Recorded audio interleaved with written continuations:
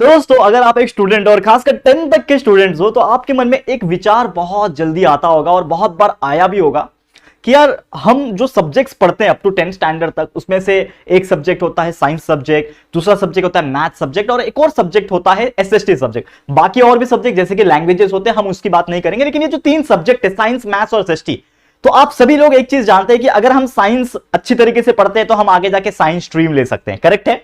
और science stream लेके हम डॉक्टर बन सकते हैं, इंजीनियर बन सकते हैं, हम ग्रेजुएशन में बीएससी वगैरह कर सकते हैं और आगे so on, there are so many other career opportunities. ठीक है? अगर हम मैथ्स पढ़ते हैं बहुत अच्छी तरीके से, आगे जाके एक बहुत अच्छे मैथमेटिशियन बन सकते हैं, ऑब्वियसली इंजीनियर बन सकते हैं बहुत अच्छे। तो ये सभी चीज हमें पता होता है। करेक्ट है?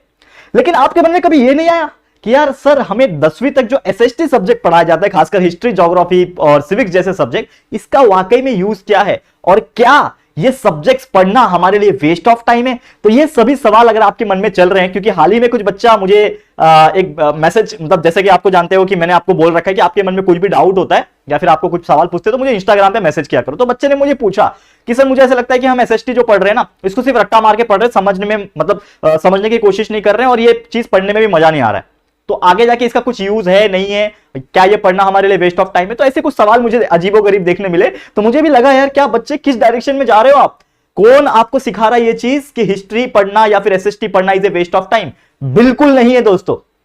अगर आपका गोल क्लियर है कि आगे जाके आपको इंजीनियर ही बनना है, डॉक्टर ही बनना है, तो नो डाउट अबाउट दैट कि आपको इसके अंदर बहुत ज्यादा डीप में घुसने की जरूरत नहीं है। ठीक है? क्योंकि यार देखो, आपका जो एसएसटी सब्जेक्ट है 10th में, ये एक बस एक पढ़ने के लिए और समझने के लिए और अच्छा मार्क्स स्कोर करने के लिए सब्जेक्ट है, ताकि आपके परसेंटेज बहुत अच्छा है और उसके बेस पे आपका जूनियर कॉलेजेस में एडमिशन हो जाए। लेकिन आपको आगे जाके डॉक्टर, इंजीनियर बनना है तो आपका साइंस और मैथ स्ट्रॉन्ग होना चाहिए। डॉक्टर बनना है तो खासकर साइंस, बायोलॉजी वाला पार्ट स्ट्रॉन्ग होना चाहिए। इंजीनियर बनना है तो मैथ्स एंड फिजिक्स वाला पार्ट जो है, केमिस्ट्री वाला पार्ट जो है, वो स्ट्रॉन्ग होना चाहिए। ठीक है? लेकिन बहुत सारे ऐसे भी बच्चे हैं जो डॉक्टर और इंजीनियर नहीं बनना चाहते हैं, उनको कुछ और बनना है अपने लाइफ में।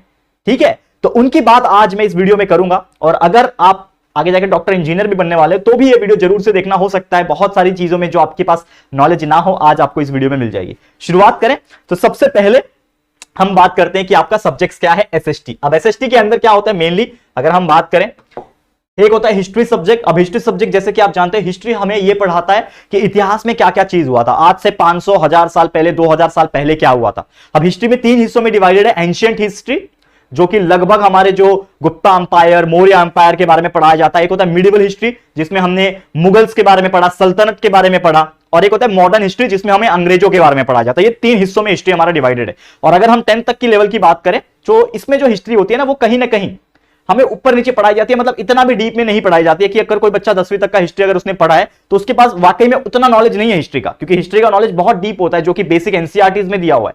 ठीक है?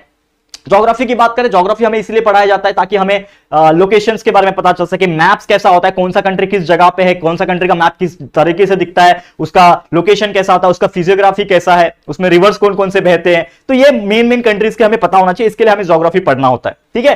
पॉलिटिकल साइंस की बात करें तो यार पॉलिटिकल साइंस एक ऐसा सब्जेक्ट है जिसमें पॉलिटिक्स के बारे में कि कौन कौन से पार्टीज होती है, political party, regional party, state party जिसको बोलते हैं हम लोग, या फिर नेशनल पार्टीज, क्या क्या एजेंडा होता है, आइडियोलॉजी कैसी होती है, ये पढ़ाया जाता है। सिविक्स भी वही है, एडमिनिस्ट्रेशन के बारे में पढ़ाया जाता है, कॉन्स्टिट्यूएंसी के बारे में पढ़ाया जाता है, हमारा कॉन्स्टिट्यूशन कैसा है, संविधान में क्या क्या चीजें हैं। ठीक है ना? हमारा राइट टू वोट क्या है, राइट टू एजुकेशन, ये सब बहुत सारी चीजें हैं। उसके अलावा इकोनॉमिक्स जो होता है, जो हमारे व्यापार की चीजें होती है, ठीक है, ट्रेड हो गया और जीडीपी हो गया, ग्रॉस डोमेस्टिक प्रोडक्ट हम लोग बात करें, तो ये सब चीजें एसएसटी में इंक्लूडेड होते हैं।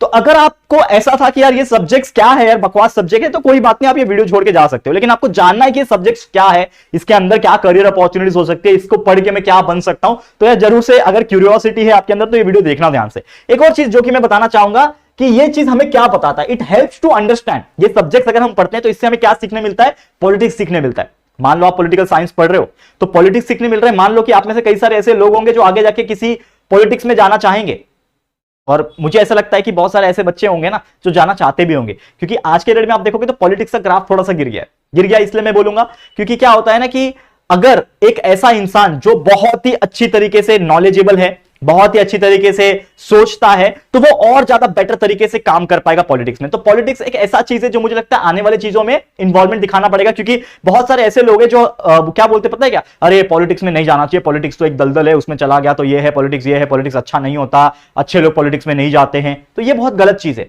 अच्छे खासे पढ़े लिखे लोग, आज के डेट में देखो हमारी जो गवर्नमेंट है उसके अंदर कितने ऐसे टैलेंटेड लोग हैं, आईएएस ऑफिसर, मतलब बड़े बड़े लेवल पे रह चुके ऐसे लोग काम कर रहे हैं, ठीक है ना। तो ऐसे लोग अगर इन्वॉल्वमेंट दिखाएंगे तो पॉलिटिक्स और बेटर हो पाएगा और हमारा देश और ज्यादा डेवलप हो पाएगा। उसके अलावा जो कॉन्स्टिट्यूशन है, संविधान को समझने के लिए, उसके अलावा ट्रेडिशन, हमारा जो समाज था वो कैसा था, क्या क्या रीति रिवाज था, ये सब हिस्ट्री से हम सीखेंगे। सिटीजनशिप्स, कैसे सिटीजनशिप्स होते हैं, क्या होता है हमारा राइट एज वोट करने का, हम प्राइम मिनिस्टर कब बन सकते हैं, प्रेसिडेंट कब बन सकते हैं, क्या रूल्स एंड रेगुलेशन है, रिफॉर्म्स क्या होता है, ये सभी चीज करना, पढ़ना, अवेयरनेस, लोगों की जागरूकता के बारे में, अफेयर्स के बारे में, करंट अफेयर्स होता है, क्या चल रहा है समाज में, देश में क्या चल रहा है, ये सभी चीज की जानकारी आपको ये सब्जेक्ट्स पढ़ के लगती है। और मान लो मैं आपको एक चीज बताना चाहूंगा, कोई बच्चा साइंस का हो, चाहे कॉमर्स का हो, चाहे आर्ट्स का हो, मैं आपको एक चीज बताना चाहूंगा कि जिस दिन आप इन सब्जेक्ट्स को अच्छे तरीके से समझ के पढ़ने लगे ना, उस दिन से आपको ये सब्जेक्ट्स मजा आने लगेगा। मेरा एग्जांपल बताता हूं, मैं भी एक साइंस का बंदा हूं। 10th के बाद मैंने 11th 12th साइंस पढ़ा, उसके बाद मैंने 4 साल इंजीनियरिंग किया।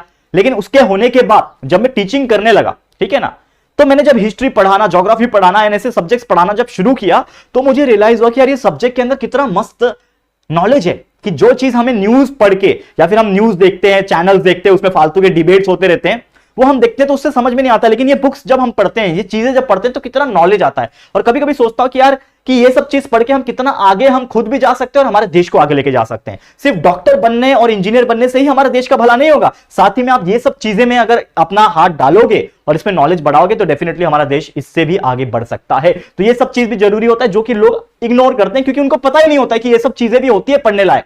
तो अगर आप इंटरेस्ट दिखाओगे तो हिस्ट्री में ऐसी ऐसी चीजें जो आपको क्यूरियोसिटी पैदा करेगा कि यार ये मंदिर है, ये मंदिर का स्टोरी क्या था, किसने बनाया, मुगल्स आए कैसे आए, पहला कौन आया था, उसके बाद क्या हुआ, कौन सा राजा किसने किसको मारा, ये सब चीजें हिस्ट्री पढ़ने में मजा ही कुछ और है यार। मैं आपको बता रहा हूं, ज्योग्राफी हो गया, पॉलिटिकल साइंस हो गया, वही चीज मैं बता रहा हूं। अब जैसे कि बहुत सारे ऐसे सब्जेक्ट जो है ये हमारे गवर्नमेंट जॉब के प्रिपरेशन में भी काम आएंगे। समझ लो, मान लो आपका एक बहुत बड़ा गोल है कि आपको गवर्नमेंट जॉब में जाना है, ठीक है, आगे जाके आपको गवर्नमेंट जॉब में जाना है, तो यार ये सब सब्जेक्ट्स पढ़ के आप कौन कौन से गवर्नमेंट जॉब में जा सकते हो मैं आपको बताता हूं। कि सबसे पहले आप यूपीएससी का एग्जाम दे सकते हो। अब आपको पता है यूपीएससी का एग्जाम क्या होता है, यूनियन पब्लिक सर्विस कमीशन, जिसमें IAS officer, IPS officer, IFS और कई सारे और ग्रेड ए और बहुत सारे अलग अलग ग्रेड के उसमें पोस्ट होते हैं जो आप दे सकते हो। तो यूपीएससी में आप देखोगे तो जो पहला पेपर 1 होता है, GS1, जनरल स्टडीज 1, उसमें हिस्ट्री, ज्योग्राफी, पॉलिटिकल साइंस ही पूछा जाता है ज्यादातर।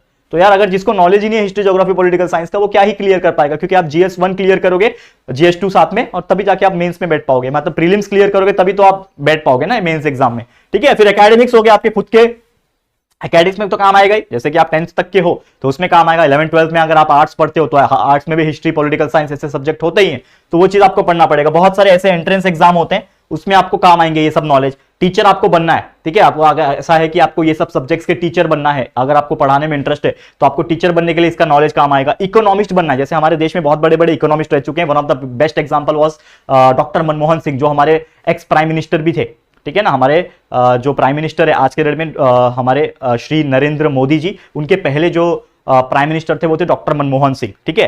तो वो जो थे ना एक टाइम पे 1990s के आसपास ना, वो एक इकोनॉमिस्ट थे। इकोनॉमिस्ट का काम ये होता है कि हमारे देश में अर्थव्यवस्था कैसे स्टेबल किया जाए, पैसा कितना आ रहा है, कितना जा रहा है, बहुत सारे रूल्स एंड रेगुलेशन निकालना पैसे को लेके, ठीक है ना, जीडीपी मेंटेन करना, ग्रॉस डोमेस्टिक प्रोडक्ट, ये सभी चीज ये इकोनॉमिस्ट का काम होता है। बहुत ही टैलेंटेड जॉब होता है। और साथ ही में पॉलिटिशियन बनना, अगर आपको यार कोई चीज में पॉलिटिक्स में जाना है, इन्वॉल्व होना है किसी भी डिपार्टमेंट में, ठीक है ना, जरूरी नहीं है कि यार आपको प्राइम मिनिस्टर तक ही बनना है, कोई भी छोटा या फिर बड़ा मीडियम लेवल का कोई भी चीज, अगर आपको पॉलिटिक्स में जाना है तो you have to know the knowledge of the politics, political system कैसे काम करता है, एडमिनिस्ट्रेशन कैसे काम करता है, ये आपको सीखना पड़ेगा।